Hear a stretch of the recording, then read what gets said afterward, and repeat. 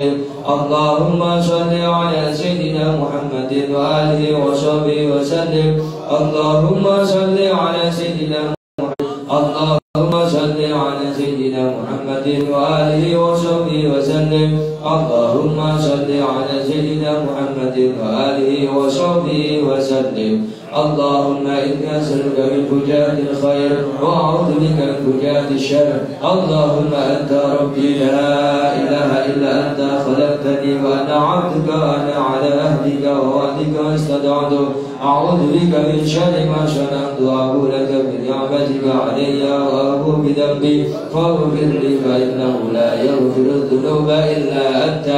اللهم أنت ربي لا إله إلا أنت، عليك توكلت وأنت رب العرش العظيم. ما شاء الله كان وما لم يشاء لم يكن، لا حول ولا قوة إلا بالله العلي العظيم. أعلم أن الله على كل شيء قدير وأن الله قد أحاط بكل شيء علما. اللهم إني أعوذ بك من شر نفسي ومن شر كل دابة أنت آخذ بناصيتها، إن ربي على صراط مستقيم. يا حي يا قيوم برحمتك أستغيث ومن عذابك أستجير. أصلح لي شأني كله ولا تكلني إلى نفسي ولا إلى أحد من خلقك طرفة عيني. اللهم إني أعوذ بك من الهم والحزن، وأعوذ بك من العجز والكسل، وأعوذ بك من الجبن والبخل، وأعوذ بك من غلبة الدين وقهر الرجال. اللهم إني أسألك العافية في الدنيا والآخرة. اللهم إني أسألك العفو والعافية المعافاة الدائمة في ديني ودنياي وأهلي ومالي. اللهم استر عوراتي آمن رواتي.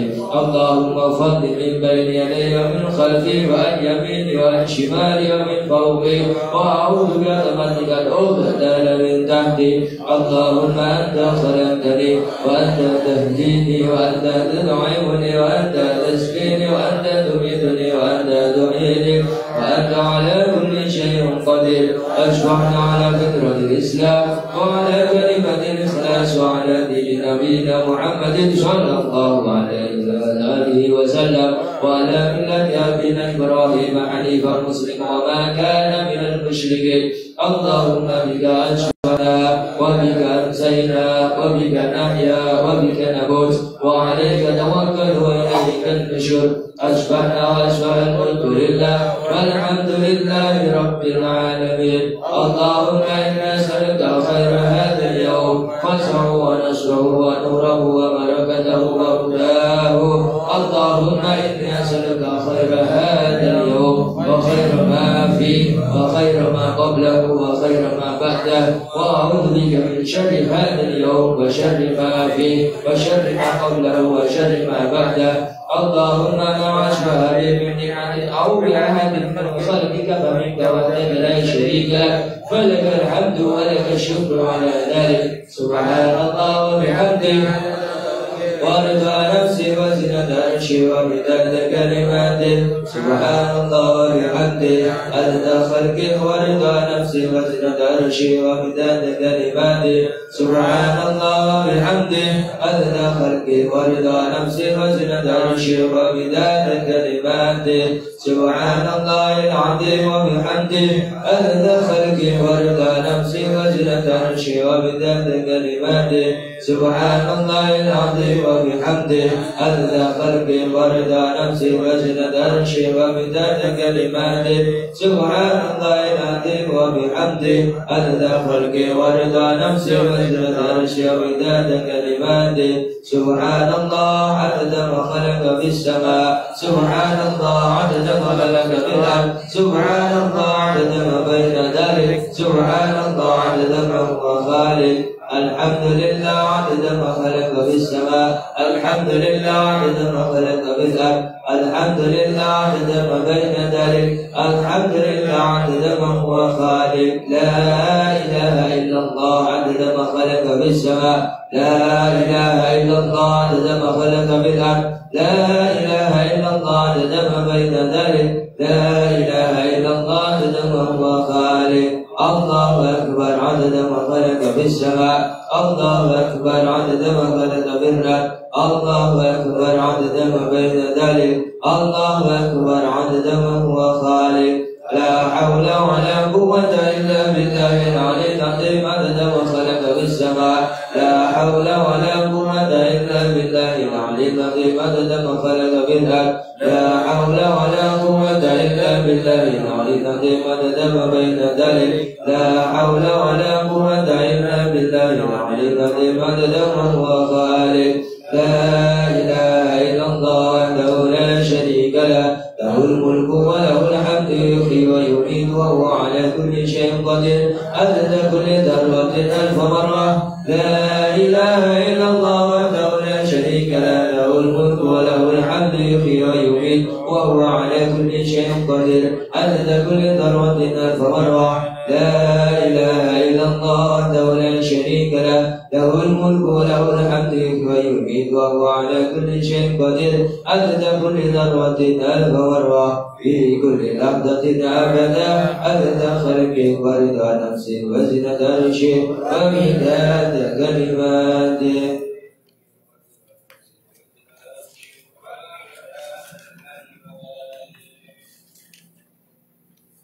Jadi doa kita baca doa sebelum tahlil agar kita baca dan manfaat dan kegiatan kita sampai kapan kita tahu.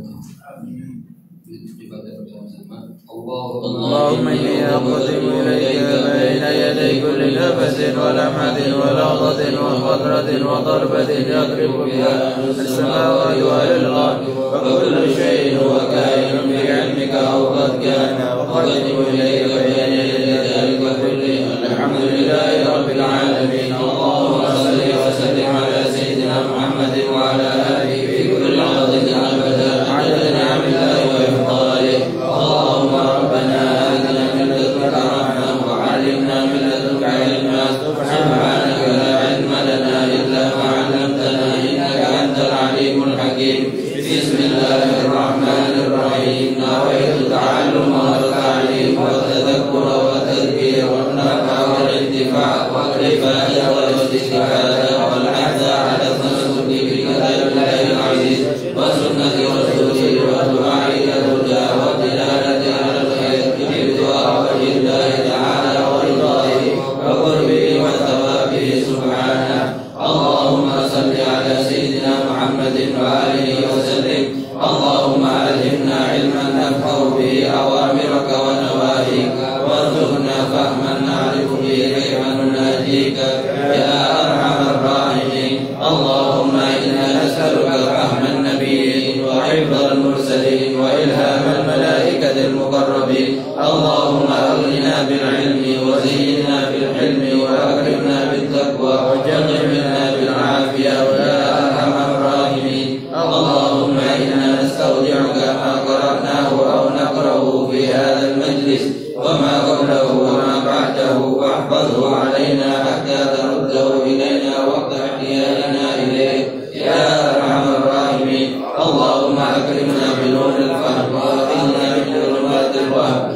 وافتح لنا أبواب رحمتك وانشر علينا حكمتك يا أرحم الراحمين. سبحانك لا علم لنا إلا ما علمتنا إنك أنت العليم الحكيم. وصلى الله على سيدنا محمد وعلى آله وصحبه وسلم. اللهم يا من مقاليد الأمور كلها بيدك وإليه يرجع الأمر كله يا فتاح يا عليم افتح علينا فتحا قريبا. وصلى الله على سيدنا محمد وعلى آله وصحبه وسلم.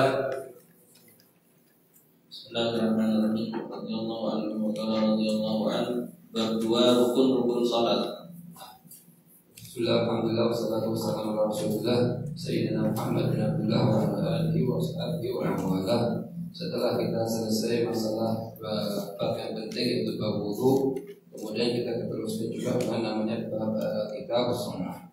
Kitab shalah itu termasuk kitab, bukan bab. Jadi begini, fikih itu dibagi menjadi 5 bagian. Dibagi menjadi 5 bagian. Yang pertama namanya fikih ibadah. Yang kedua namanya fikih muamalah. Yang ketiga namanya fikih faraid. Yang keempat namanya fikih nikah. Yang kelima namanya fikih jinayah. Jadi fikih bagi berapa? 5. Supaya tahu di posisinya sekarang yang dipelajari di posisi mana. Oke, dibagi menjadi 5. Nah, yang pertama namanya fikih ibadah. Fikih ibadah ini sama ulama dibagi menjadi 5. Dibagi menjadi berapa? 5. Yang pertama namanya babut thaharah. Yang kedua namanya babul wudu. Yang ketiga namanya babul usul. Yang keempat namanya babul tayammum. Yang kelima namanya babul haid wal nifas wal istihadah. Namanya apa yang kedua? Babul wudu. Nah ini baru kita pelajari kemarin. Di wudu ini sebagaimana yang kita pelajarin ada beberapa pasal. Yang pertama pengertian wudu. Yang kedua rukun-rukunnya wudu. Yang ketiga syarat-syaratnya wudu. Yang keempat namanya sunnah-sunnahnya wudu. Yang kelima namanya hal-hal yang makruh dalam wudu. Yang keenam namanya perihal yang batalkan wudu. Terus yang ketujuh perihal yang diharamkan jika seorang batal wudu. Perihal yang diharamkan jika seorang batal wudu. Jadi yang kita baca baru di posisi sini menyebar ke arah. Yang terakhir kali kemarin perihal yang diharamkan bagi orang batal wudu ada berapa? 4. Oke, ada berapa? Ada 4. Ini usahakan jangan lupa dari kemarin. Yang pertama salat. Yang kedua yang ketiga yang keempat membawa Al-Quran. Ini perihal kita. Nah sekarang kita akan namanya ke fikih kedua namanya apa? Yang ketiga apa nih? Dari kita bertahap yang pertama. Yang kedua yang ketiga apa? Usul. Yang keempat tayammum. Yang kelima ini kitab namanya. Ini namanya levelnya level kitab. Kalau ini bab. Kalau ini fasal-fasal. Jadi, nah kedua kitab kedua ini kitab apa? Sholat. Kitab apa? Sholat. Yang ketiga muamalah. Nah ini fikih kedua namanya fikih muamalah. Fikih muamalah yang ketiga faraid. Yang keempat nikah. Yang kelima jinayah. Nah yang pertama dari fikih ini ada fikih kitab taharah. Yang kedua wudu. Yang ketiga yang keempat tayammum. Yang kelima haid nifas. Sebetulnya begini. Yang asal ini masih ada bagiannya soal. Di bagian dari sebelumnya ini. Jadi yang pertama kita apa namanya? Ibadah. Ibadah itu dibagi menjadi 5. 1, 2, 3, 4, 5. Yang pertama yaitu kita bertaharah. Yang kedua kita salat. Yang ketiga kita puasa. Yang keempat kita zakat. Yang kelima namanya kitab haji dan umrah. Kemudian kita bertaharah ini dibagi menjadi 5. Dibagi menjadi 5. Yang pertama kita boleh taharah yaitu kita boleh babul miyah dan wudu. Babul miyah, bab pembagian air. Yang kedua babul wudu. Yang ketiga babul setelah wudu mandi. Yang keempat yang kelima haid dan nifas. Jadi supaya pembagiannya lebih terperinci, akan dibagi begitu.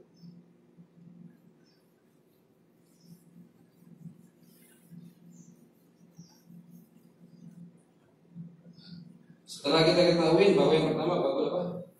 Miyah. Belum kita baca. Kemudian yang kedua babul wudu. Nah, wudu seperti tadi kita tulis di sini. Maksudnya begitu. Yang pertama pengertian wudu, yang kedua rukun-rukun wudu, yang ketiga syarat-syarat wudu, yang keempat sunan wudu, yang kelima hal-hal yang makruh dalam wudu, yang keenam hal-hal yang batalkan wudu, yang ketujuh hal-hal yang diharamkan setelah kita batal wudu.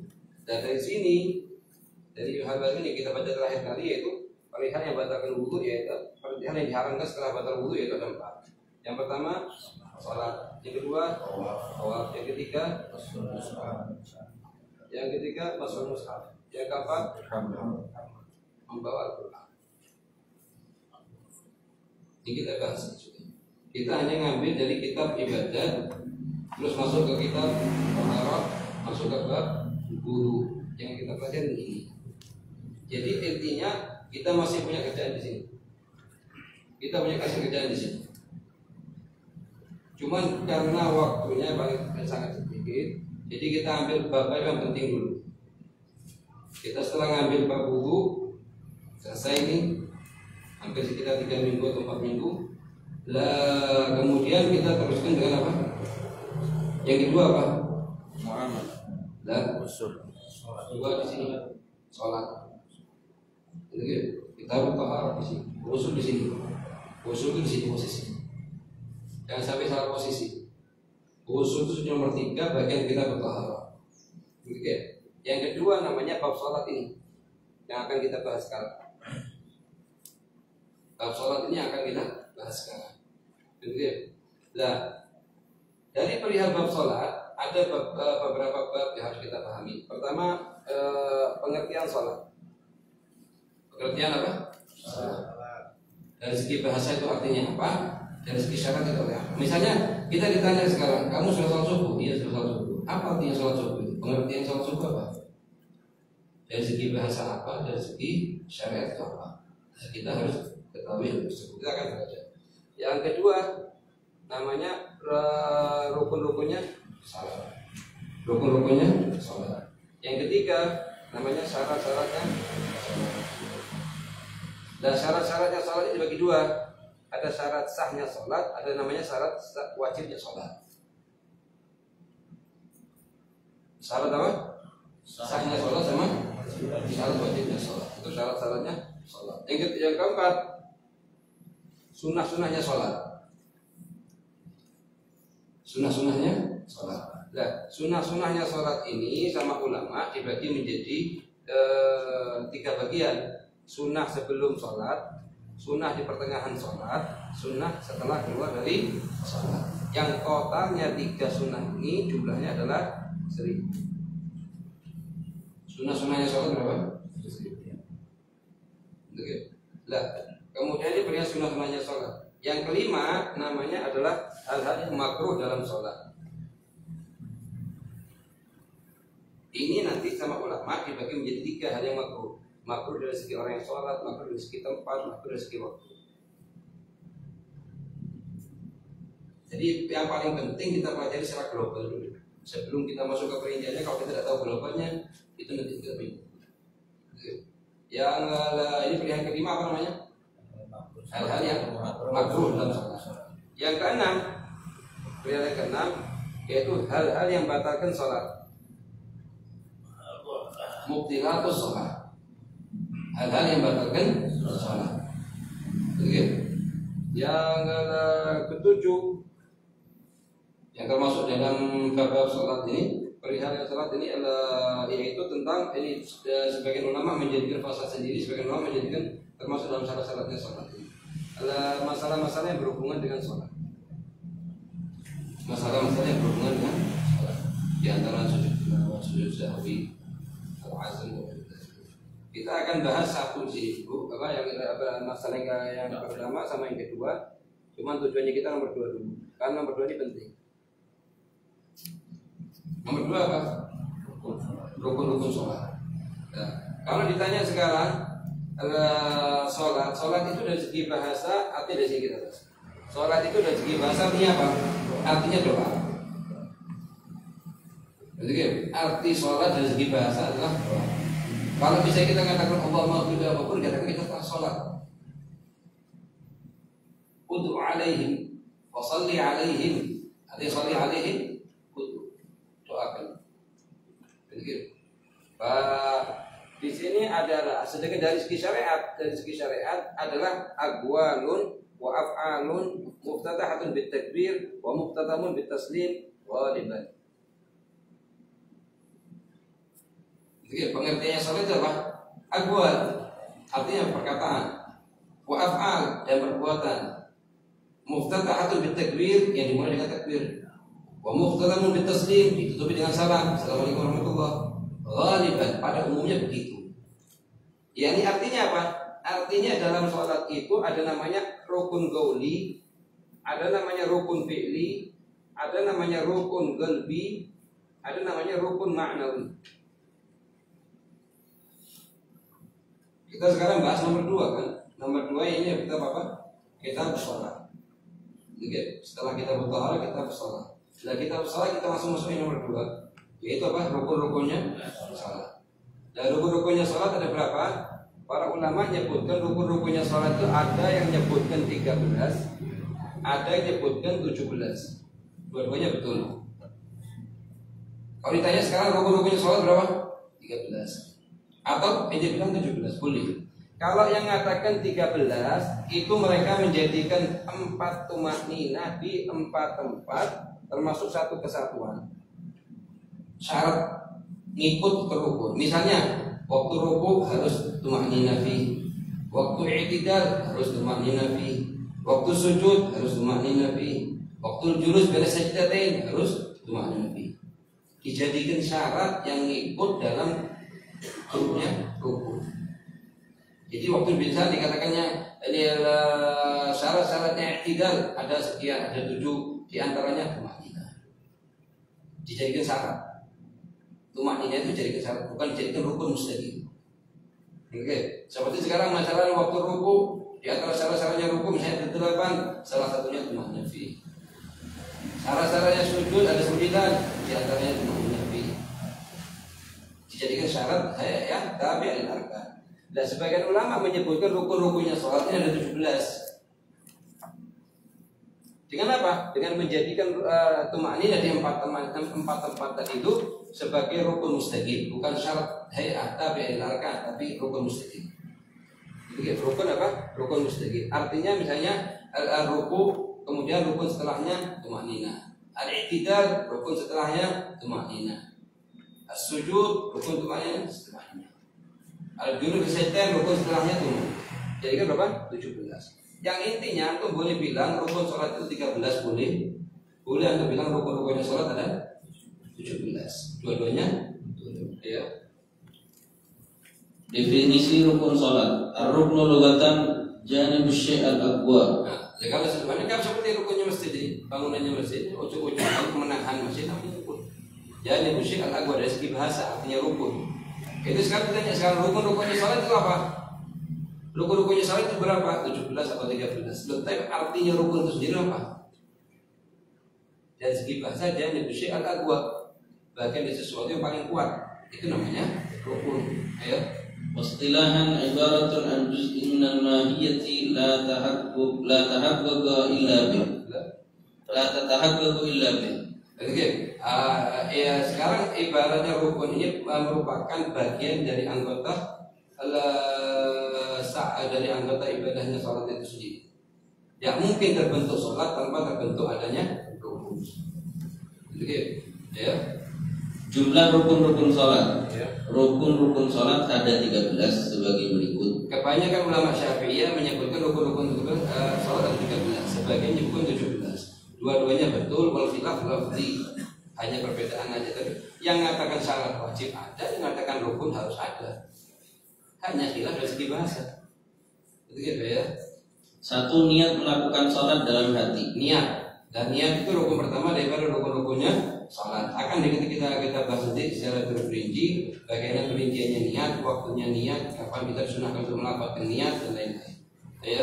Dua, mengucapkan takbiratul ihram. Mengucapkan takbiratul ihram. Oke, niat dalam hati artinya kalau kita hanya cukup di lafaz tidak cukup. Misalnya sebelum kita takbir kita mengucapkan usolli fardhu as-subhi ma'muman raka'ataini mustaqbilal qiblah adaan lillahi ta'ala. Tapi waktu kita mengucapkan Allahu akbar, kita tidak niat lagi hati kita. Hukumnya apa? Tidak cukup, tidak sah salat kita. Atau kita mengucapkan takbir dulu Allahu akbar, baru kita timbulkan di hati kita usolli fardhu, tidak sah juga. Niat dan takbir harus bersama. Lisannya kita mengucapkan Allah, hatinya kita mengucapkan usolli fardhu subhi. Sebagaimana kita ketahui, ini ukuran yang akan kita bahas nanti di masalah niat itu dibagi menjadi dua. Ada ukuran yang wajib di niat, ada ukuran yang sempurna. Ukuran yang wajib misalnya kalau kita sholat subuh usolli 1, fardhu 2, subhi 3. Kalau ente makmuman tambah 1 lagi namanya makmuman. Ini wajib. Ada 4 perkara kalau ditambahkan sunnah dan sholatnya itu insya Allah sah menurut seluruh ulama. Apa? Raka'ataini mustaqbilal qiblah adaan lillahi ta'ala. Jadi kadang orang meyakini ini 4 perkara wajib, lah ini 4 perkara sunnah. Jadi 4 wajib harus hadir, 4 sunnah. 4 yang wajib apa? Usolli fardhu subhi makmuman. Kalau itu makmuman, kalau itu imaman tidak wajib disebutin imaman. Karena imam tidak wajib nyebutin imaman, tapi makmum wajib nyebutin makmuman. Kalau imam tidak wajib kecuali di 4 masalah, imam wajib nyebutin imaman. Di 4 masalah, selain 4 tidak wajib imam. Kalau makmum wajib. Gitu. Nah, 4 perkara wajib, ini 4 perkara sunnah. Rakaat ini mustaqbilal qiblah adaan lillahi ta'ala. Kalau ente sebutkan 8, maka salatnya ente sah menurut pendapat seluruh ulama. Dia anak mau pakai pendapat yang apa, mau pakai pendapat yang wajib aja enggak masalah. Terserah ente. Cuma ente usahakan salatnya itu sempurna menurut pendapat seluruh ulama, asal daripada salah satu atau 2 ulama aja. Jadi ini mulai zuhur kita kalau mau niat usolli fardhu adh-dhuhri makmuman. Kalau itu makmuman. Kemudian ditambah 4 rakaat mustaqbilal qiblah adaan lillahi ta'ala. Supaya apa? Supaya sah menurut seluruh ulama. Ada sebagian ulama yang nyebutkan ditambah hari, tapi menurut pendapat yang utama tidak sunnah. Jadi ditambah hari menurut pendapat ulama tidak sunnah. Jadi itu yang pertama apa? Niat. Waktunya niat kapan? Waktunya niat bersamaan dengan lisan mengucapkan Allahu Akbar. Sama kayak wudu yang kita baca. Kapan kita niat wudu? Niat wudu waktu air ngalir di wajah, kita suntak air di wajahnya kita. Air ngalir di wajah, di hati kita mengucapkan nawaitu al-wudu'a. Itu paling sedikitnya. Paling sedikitnya apa? Nawaitu al-wudu'a. Yang sempurnanya gimana? Yang sempurnanya nawaitu fardhu al-wudu'i li raf'il hadathi al-asghari lillahi ta'ala. Berapa? Nah. Kalau kita niat dengan 6 lafaz ini maka sah wudunya kita menurut seluruh. Kalau mau kita niatkan wajibnya tidak masalah. Tidak masalah. Ya. 3. Berdiri bagi yang mampu pada sholat fardu. Nah, kalau sekarang rukun yang ketiga yaitu berdiri. Akan datang bahasanya secara rinci satu-satu secara global dulu. Yang ketiga apa? Berdiri. Jadi, yang pertama niat, yang kedua takbir, yang ketiga berdiri. Berdiri kapan? Di sholat fardu, kan? Dikatakan di sini sholat fardu. Apa artinya fardu di sini? Nah, artinya fardu ini ada kalanya fardu aini atau fardu kifahi atau fardu nadri atau ala mithli fardu. Yang dimaksud dengan fardu di sini satu dari 4. Yang pertama fardu aini seperti sholawat 5 waktu zuhur, asar, maghrib, isya, subuh. Ini fardu aini. Nah, kalau mampu berdiri wajib berdiri di 5 sholawat. Yang kedua fardu kifahi, salat jenazah, fardu kifayah.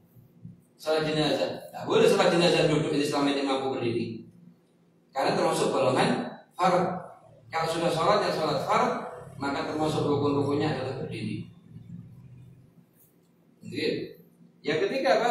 Fardhu nadri. Ana mau salat duha selama ana tidak nazar, kan boleh ana salat sunat duduk atau salat sunat duha secara berdiri. Cuma kalau sudah dinazarkan jadi fardhu, kalau sudah jadi fardhu maka menurut sebagian ulama wajib untuk berdiri. Yang keempat ala misalnya fardhu, ala suratul fardhu. Bukan fardhu tapi ala suratul fardhu. Seperti salat as-shabi mumayyiz. Ketika dia akan salat zuhur, asar, maghrib, isya, subuh. Itu apakah wajib bagi dia? Tidak wajib. Karena belum balik kan. Cuma di sisi yang lain kalau dia akan sholat zuhur, asar, maghrib, selama dia mampu berdiri, wajib berdiri. Jadi kalau dikatakan rukun ketiga yaitu berdiri ketika sholat fardu. Apa itu fardu? Satu dari empat. Yang pertama apa? Fardu aini. Yang kedua kifai. Yang ketiga fardu nadri. Yang keempat ala suratul fardhu. Bentuknya seperti fardu tapi bukan fardu. Sebenarnya kalau dia ninggalkan tidak dosa. Kalau sobi mumayyiz misalnya ninggalkan sholat misalnya apa kan tidak dosa karena belum mukallaf. Yang dosa bagi walinya, seharusnya walinya nyuruh perintah dia untuk sholat. Yaitu yang rukun yang ketiga, yang keberapa? Yang ketiga, yang keempat. Membaca suratul Fatihah. Yang ketiga, rukun yang ketiga itu berdiri. Yang ketiga, sebelum masuk ke rukun yang keempat, yang ketiga, jadi sholat itu dari segi, perhatikan ya. Sholat itu dari segi diwajibkannya berdiri atau dibagi dua. Ada kalanya sholat fardu, ada kalanya sholat sunnah. Kalau sholat fardu maka wajib berdiri. Yang dimaksud dengan fardu satu dari empat tadi. Yang kedua sholat sunnah. Sholat sunnah ini kan dibagi menjadi tiga. Ada kalanya sholat sunnah dzatu waktin yang punya waktu yang khusus. Yang kedua, sholat sunnah dzatus sabab mempunyai sebab yang khusus. Yang ketiga, sholat sunnah nafil mutlak, yaitu yang tidak punya sebab dan punya waktu. Dinamakan nafil mutlak. Oke, perhatikan. Nah, kita ketahui dari beberapa hari yang lalu bahwa sholat sunnah dzatus sabab dibagi menjadi tiga kan? Dzatus sabab mutaqaddim, yang kedua dzatus sabab mudharin, yang ketiga dzatus sabab mutaakhir. Jadi, yang intinya dari ini semua ya wajib berdiri. Meskipun mampu berdiri boleh sholat sunnah dengan cara duduk. Gitu. Yang pertama. Bahkan boleh dengan cara mustalqi, muttaji. Muttaji ini miring. Sama mustalqi tidak boleh. Berbaring tidak boleh. Gitu. Kalau dikatakan boleh, berarti tidak ada bedanya antara sholat berindah dari pahala beda. Orang yang sholat sunnah dengan cara berdiri lebih sempurna daripada dengan cara duduk. Pahalanya orang yang duduk dan mampu berdiri di sholat sunnah setengahnya. Misalnya Z ini mampu sholat duha dengan cara berdiri, cuma dia mau duduk boleh, sah sholatnya, cuma dapat pahala setengah. Kalau dengan cara muttaji berbaring ke sebelah kiri atau kanan dapat seperempat. Itu semua kalau tanpa uzur. Tapi kalau sholat sunnah dengan cara duduk karena terdapatnya uzur seperti sakit, badan tidak mampu berdiri dan lain-lain, tapi dia tidak mau meninggalkan sholat sunnah, maka dapat pahala secara sempurna meskipun sholatnya duduk. Dan ini juga bagi selain Nabi Muhammad. Kalau Nabi Muhammad sholatnya beliau duduk sama pahalanya sama dengan sholatnya beliau berdiri. Jadi intinya kita ketahui daripada rukun keempat ada rukun ketiga yaitu berdiri. Kapan ada rukun keempat yaitu berdiri? Kapan? Ada dua bagian. Ada kalanya sholat fardu maka hukumnya wajib, kecuali jika terdapat uzur maka boleh duduk. Kalau sholat sunnah dengan tiga bagian ini semuanya maka boleh duduk meskipun mampu berdiri. Cuman kalau sholat dengan duduk dan mampu berdiri dapat pahala setengah. Kalau berbaring ke sebelah kanan atau kiri maka dapat pahala seperempat. Lain hanya kalau dengan uzur maka tidak berkurang pahalanya sedikit. Ya. Yang keempat membaca suratul Fatihah. Membaca surat Fatihah, perhatikan. Membaca surat Fatihah merupakan rukun keempat daripada rukun-rukunnya sholat. Meskipun sholatnya sholat fardu atau sholatnya sholat sunnah. Itu yang pertama. Yang kedua, meskipun dia imam atau munfarid atau makmum. Itu wajib baca surat Al-Fatihah. Yang ketiga, meskipun salatnya jahriyah atau sirriyah. Gitu. Ada bedanya. Intinya apa? Intinya wajib kita baca surat Al-Fatihah ketika sholat. Meskipun sholatnya fardu atau sunnah. Meskipun kita posisinya kita sebagai imam atau munfarid atau makmum. Meskipun sholatnya sholat jahriyah seperti maghrib, isya, subuh, atau sholat sirriyah seperti zuhur dan asar. Kecuali di posisi ini makmum kalau masbuk. Maka gambarannya makmum masbuk itu kalau kita masuk masjid mau sholat subuh lihat imam di posisi ruku, itu berarti kita namanya masbuk. Atau sebelum ruku cuma begitu takbir sudah nututin untuk baca surat Al-Fatihah. Maka hukumnya apa? Hukumnya termasuk golongan yang masbuk, imam nanggung Fatihahnya, jadi langsung ruku sama imam. Imam nanggung Fatihahnya itu dan itu masuk. Jadi makmum itu dibagi dari berapa? Dua. Ada namanya makmum muwafiq, ada namanya makmum masbuk. Makmum muwafiq itu kalau dari pertama dia dari mulai takbir, imam takbir dia langsung takbir. Atau setelahnya imam, cuman dia nututin zaman waktu yang cukup untuk baca surat Al-Fatihah.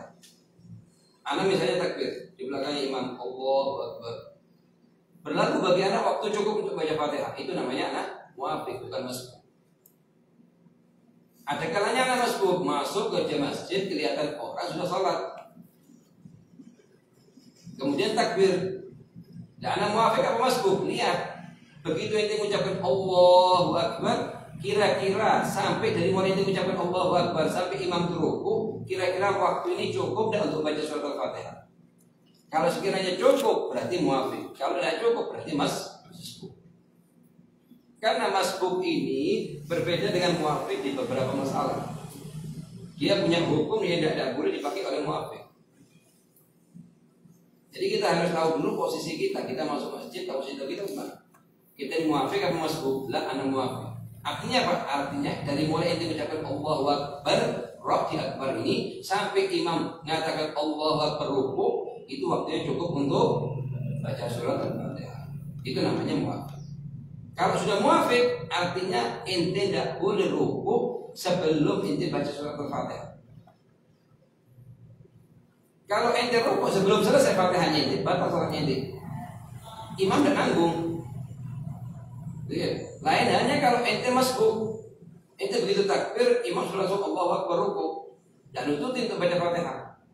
Maka imam nanggung Fatihahnya ente. Imam menanggung Fatihahnya kita.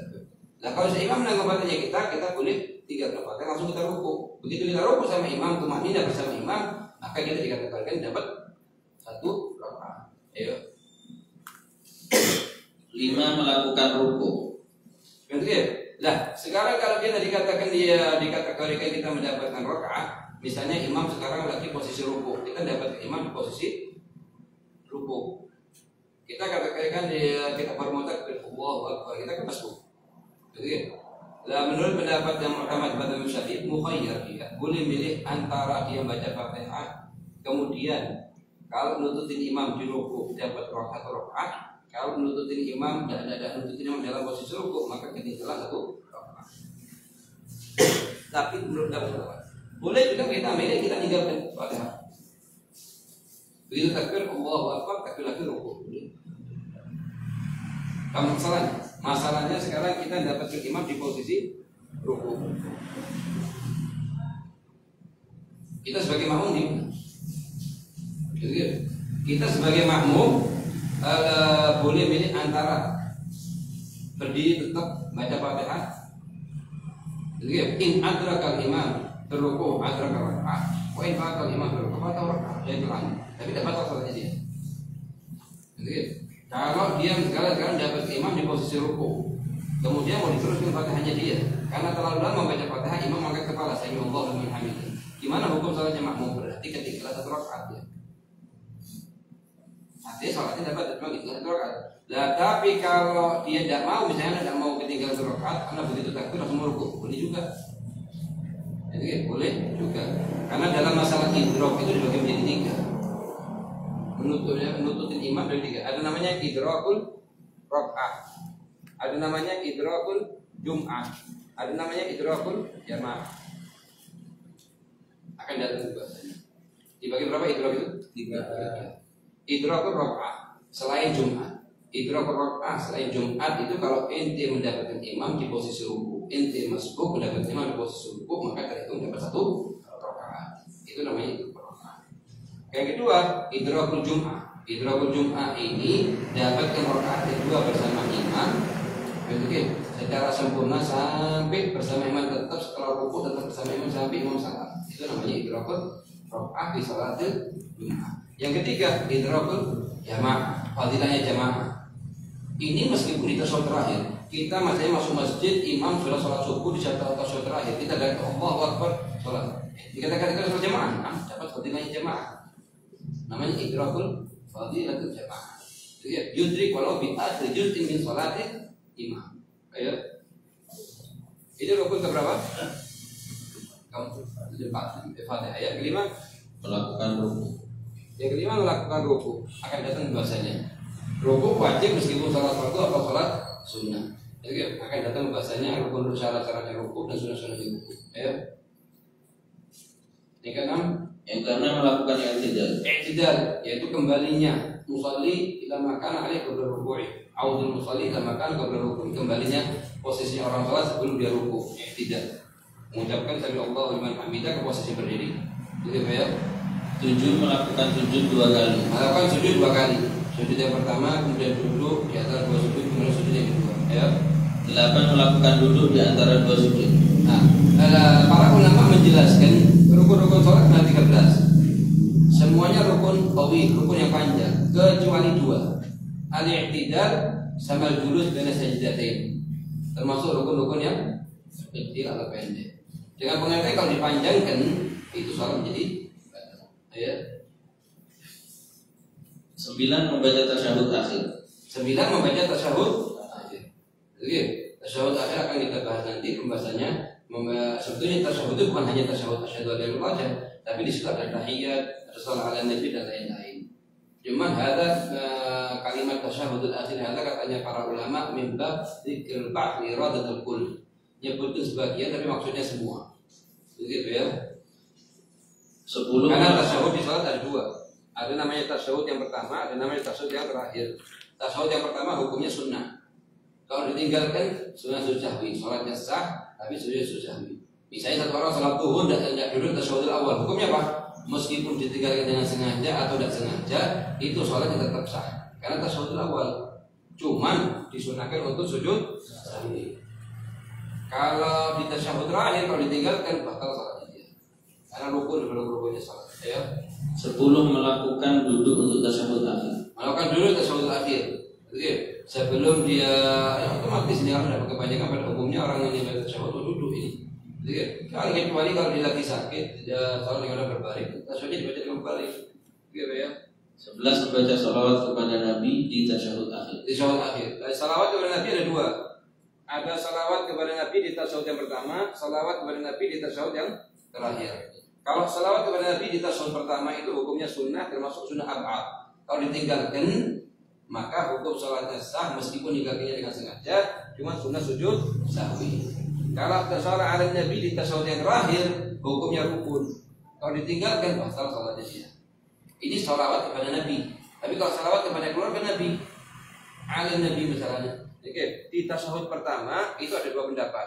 Ada pendapat yang mengatakan tidak sunnah. Ada pendapat yang mengatakan sunnah kalau di tasyahud pertama. Kalau di tasyahud terakhir itu hukumnya adalah sunnah ab'ad. Dengan pengertian kalau ditinggalkan sholatnya sah, cuman sunnah sahwi. Hal ini menurut pendapat yang madzhabul jadid. Kalau madzhabul jadid Syafi'i wajib sholat al-al. Itu ya. 12 mengucapkan salam. 12 mengucapkan apa? Salam dari sholat. Nah, salam dari sholatnya yang wajib berapa? Salam pertama, Assalamualaikum, itu yang wajib. Salam yang kedua sunnah. Kecuali di 2 masalah, maka salam hukum salam yang kedua hukumnya haram. Di 2 masalah. Masalah yang pertama apa? Kalau setelah salam yang pertama, Assalamualaikum warahmatullahi misalnya, kemudian keluar waktu sholat, adzan asar. Contohnya misalnya kita sholat zuhur di akhir waktu zuhur. Setelah salam yang pertama, assalamualaikum warahmatullahi wabarakatuh, ada asar, haram diteruskan. Oke. Masalah yang kedua, kalau setelah salam yang pertama batal wudunya itu misalnya. Assalamualaikum warahmatullahi wabarakatuh, batal wudunya itu nyentuh perempuan atau keluar angin dan lain-lain. Haram itu teruskan salam yang kedua. Jadi hukum salam wajib, rukun atau termasuk sunnah? Salam pertama rukun, salam kedua sunnah, kecuali di dua masalah maka hukumnya haram. Salam hukum masalah pertama apa? Keluar waktu setelah salam yang pertama. Iya, salam yang pertama jangan terus. Kenapa? Karena kalau itu berhenti di salam pertama, sholatnya itu semuanya dalam waktu. Kalau itu gara-gara sunnah nanti keluarkan waktunya sholatnya itu jadi dosa. Itu begitu. Assalamualaikum warahmatullahi wabarakatuh, asar cukup dan terus. Kenapa? Karena seluruh waktu sholatnya itu dari mulai takbir sampai salam di waktunya. Mengeluarkan sebagian dari sholat ini di luar waktunya haram. Nah, kalau lain hanya kalau kita ini sudah di rakaat kedua sudah ada asar, terlambat kita. Kita sholat zuhur di akhir waktu ada rakaat kedua ada asar, maka sunnah dua salat. Karena tidak ada bedanya sudah. Atau sudah keluar salat sebagian dari waktunya. Kalau sudah keluar dari waktunya dari pertengahan sholat atau di asar waktu tasyahud ada asar, kalau sudah salam bukan itu. Wassalamualaikum warahmatullahi wabarakatuh. Karena waktu sudah keluar waktu sebagai dari salatnya kita. Tasyahudnya sudah keluar waktu salat. Yang kedua apa? Batal wudu. Kalau batal wudu jangan terus. Karena salah busuk ibadah pas. Ya. 13 tertib pada sebagian rukun. Nah, pada sebagian rukun-rukunnya wajib tertib. Sebagian bahkan sebagian rukun-rukunnya tidak boleh tertib. Seperti antara takbiratul ihram sama niat tidak boleh tertib. Antara Fatihah sama qiyam tidak boleh tertib. Antara tasyahud sama duduk tidak boleh tertib. Harus apa? Harus balik. Ya. Pembagian rukun-rukun sholat. Ya. Rukun-rukun sholat ada 13 dan terbagi menjadi 4 bagian. 4 bagian. Jadi rukun-rukun sholat ada 13. 13 ini dibagi menjadi 4 ya. Pertama, 1. Arkan gauliyah. Arkan gauli, rukun-rukun gauli dengan perkataan. Artinya apa? Harus dilafadzkan sekiranya itu dengar. Pernah kita lihat orang sholat ini, Allahu Akbar. Dari mulai sholat, tidak gerak sedikit pun bibir sampai akhir sholat. Setelah kita tanya, loh kenapa kau tidak melafadzkan takbir Allahu Akbar, terus waktu Fatihah dibaca dengan lisan, karena anak dengan hatinya anak ini salah kaprah. Sholat ini sah, sholat yang tidak sah menurut seluruh ulama dan harus digogo. Ini salah kaprah. Karena selama itu Fatihah rukun gauli, sholat ala Nabi rukun gauli, salam rukun gauli, takbiratul ihram rukun gauli, harus dilafadzkan sekiranya kita dengar. Bukan artinya dilafadzkan sekiranya kita sampai dengar sampainya kita enggak. Kalau kita sebagai makmum, seukuran kita sendiri pribadi kita dengar, maka tidak cukup dibaca di hati. Jadi meskipun dengan meskipun dengan gerakan bibir, cuman suara tidak sama sekali, tidak cukup. Jadi harus dilafadzkan sekiranya didengar. Ya. 1. Takbiratul ihram. Takbiratul ihram berkata Allahu Akbar. Sekiranya didengar, bukan itu angkat suaranya semuanya satu soft dengan semuanya. Tidak ganggu orang lain dosa. Ente kurangin volumenya sekiranya ente dengar sampai ente tidak dengar. Begitu ya. 2. Suratul Fatihah. Surat Al-Fatihah. Al-Fatihah rukun ibarat rukunnya salat. Akan datang perinciannya nanti.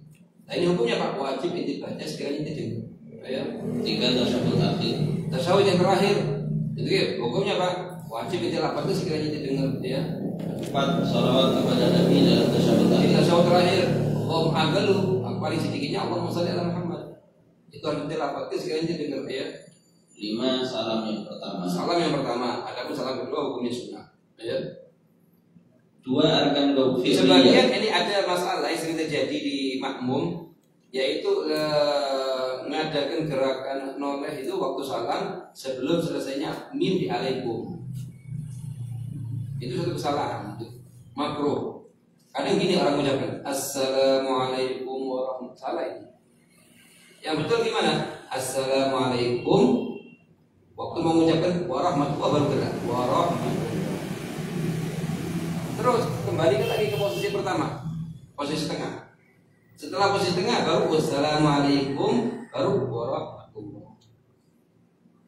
Kalau sebagian ini assalamualaikum warahmatullah, assalamualaikum warahmatullah, ini 3-4 kesalahan jadi kerjakan. Semuanya makruh. Itu ya, sampai ke level haram. Pertama, sunnahnya iltifat di mim, dia tinggalkan. Terus sunnah dikembalikan ke posisi pertama, dia tinggalkan. Terus sunnah mengucapkan yang kedua di bawah tidak gerak ke arah kiri kecuali setelah mim, dia tinggalkan. Ini perkara kesalahan yang sering terjadi.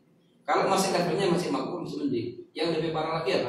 Yang lebih parah lagi, imam belum selesai salam yang kedua, makmum sudah mulai salam yang pertama.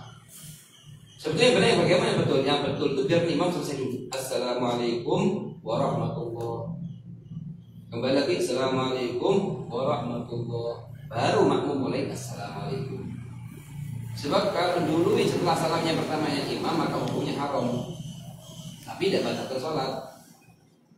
Musa kan? Kan apa? Selesai imam 2 salam baru yang diucapkan. Betul ya? Arkan fi'liyah adalah rukun yang gerakan. Ya fi'liyah ya. Adalah rukun sholat yang menggunakan gerakan badan. Ada 6. Ya. 1 berdiri, ya. 2 ruku, Berdiri kalau sholat fardu. Betul ya? Yang 2 ruku ya. 3 i'tidal, 4 sujud, 5 duduk di antara 2 sujud, 6 Ruku ini beda-beda. Ada ruku di sholat fardu, ada ruku di sholat sunnah. Ketika kita sholat sunnah waktu kita naik kendaraan. Ada ruku di posisi waktu kita sholat duduk. Sunnah duduk, ya. 6 duduk dalam tasyahud akhir. Nah, 3 arkan maknawiyah. Arkan maknawi ya. Arkan maknawiyah adalah rukun sholat yang dapat dipantau dari segi makna. Ada 1, yaitu tertib pada sebagian dari ada mulai sholat. takbir dengan qiyam dulu, kemudian fatihah, kemudian ruku, kemudian i'tidal. Apa namanya arkan maknawi. Ya. 4 arkan qalbiyah wa huwa ruknun wahid. Rukun wahid ini. Arkan qalbiyah adalah rukun sholat yang berhubungan dengan hati. Ada 1, yaitu niat sholat dalam Niat hati. sholat. Oke. Niatnya sholat itu sebagaimana yang akan kita bahas nanti dibagi menjadi 3 tingkatan. Ada kalanya sholat fardu, ada kalanya sholat nafil waktin wadat sebab, ada kalanya sholat nafil. Oke. Dan intinya kita tutup sampai sini. Yang perlu kita perhatikan bahwa yang pertama kita katakan apa? Bagi jadi berapa? Jangan lihat lagi. 5. Yang pertama bagi ibadah, yang kedua muamalah, yang ketiga faraid, yang keempat nikah, yang kelima jinayah. Nah, bagi ibadah dibagi menjadi 5. Yang pertama kitab taharah, yang kedua kitab niat sholat. Yang ketiga kitab bukan di bawahnya. Itu sekarang bicara gini tuh.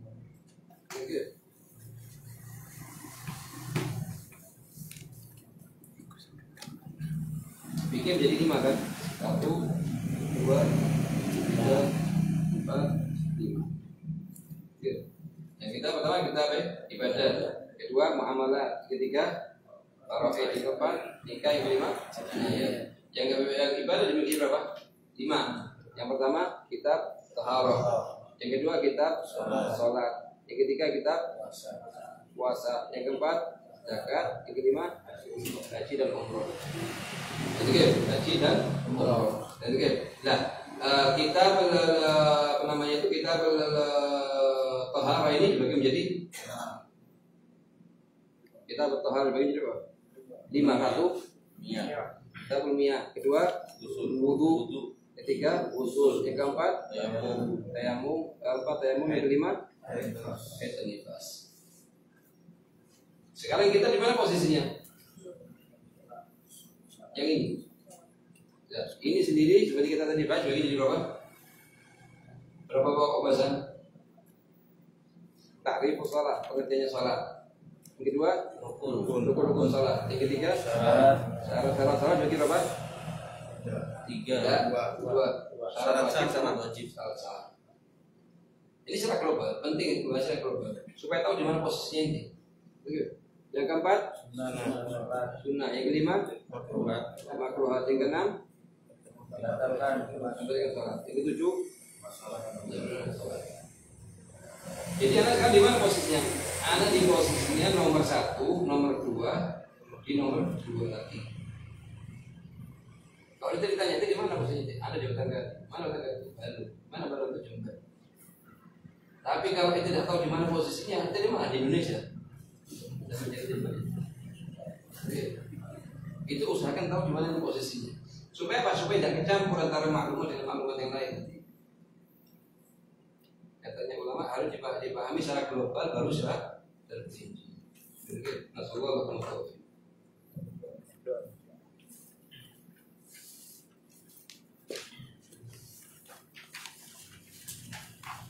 ربنا انفعنا بما علمتنا رب علمنا الذي ينفعنا رب فقهنا وفقهنا وبارك لنا في ديننا مع أهل القدر أنت وذكر رب وفقنا ووفقهم لما ترتضي قولا وفعلا كرما وارزق الكل حلالا دائما وأذنا أتقياء علما نحظى بالخير ونكفى كل شر ربنا واغفر لنا كل شر وأكثر بالرضا منك العيون واغفر عنا ربنا كل الديون قبل أن تأتينا الرسل الميمون واغفر واستر أنت أكرم محتسب وصلاة الله تغشى المصطفى من إلى الحق دعانا والوفاء في كتاب فيه